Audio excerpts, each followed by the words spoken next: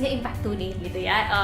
Mbak Maria ini memang nanti beliau cerita sendiri journey-nya very interesting. I think she came from a very interesting background dan sekarang jadi salah satu product lead ya, namanya product lead ya, di Zenit gitu, which is Zenit is one of the unicorns of Indonesia. Menarik sih karena I start my career itu sebagai public officer, jadi aku dulu PNS.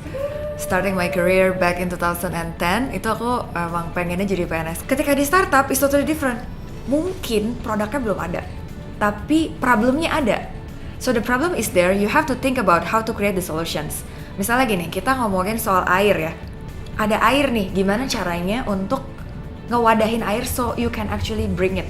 Nah, kata Bang, kita punya beberapa jenis gelas. Ada gelas yang ada kakinya, ada gelas banting tuh apa ya, gelas yang gak ada kakinya gitu ya, gitu. Terus misalnya ada botol gelas misalnya gitu. Terus kata startup, mungkin belum tentu gelas kali ya, bisa jadi kita butuhnya botol stainless misalnya gitu, karena airnya panas nih kalau gelas pecah. Nah, kalau di bank kita kan produknya udah ada, jadi ketika produknya udah ada, oh ya udah we manage, we understand about the users, kenapa kok bulan ini dia transaksinya turun gitu. Tapi kalau di startup kita lihat dulu, ini problems, kira-kira solusinya apa ya? Ada nggak product suites yang sekarang kita udah punya bisa meng-cater accommodating mereka punya problems, or maybe we have to build something on top of it. Kalau product manager ini emang ada role-nya, salah satunya adalah meng-communicate ke tim yang akan develop pastinya gitu kan. Was it really susah nggak sih the transition gitu ya? Dan skill set apa yang akhirnya harus you have to develop? Kalau buat aku, alhamdulillahnya nggak terlalu berat. Kenapa? Karena dari background aku itu udah banyak ilmu manajemen. Jadi, dan aku juga suka storytelling ya, like this gitu loh. Jadi ketika menjelaskan sesuatu tuh cukup detail dan cukup terstruktur. Itu yang penting banget sih sebenarnya.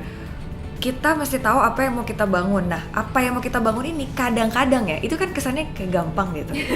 Tapi ternyata nggak segampang itu. Sometimes people are like, kayaknya bangun A deh, tapi B juga penting sih.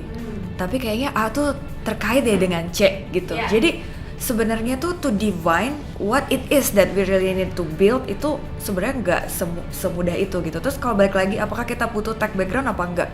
Buat aku personally kita nggak butuh tech background. Dan aku ngerasa bahwa yang dibutuhkan itu bukan tech background karena kita punya engineer. Pertanyaannya, can you talk with the engineer? Nah, gitu kan? Bahasanya kan kadang-kadang bisa jadi harus di-translate, nggak butuh ya berarti punya tech background ya? Enggak.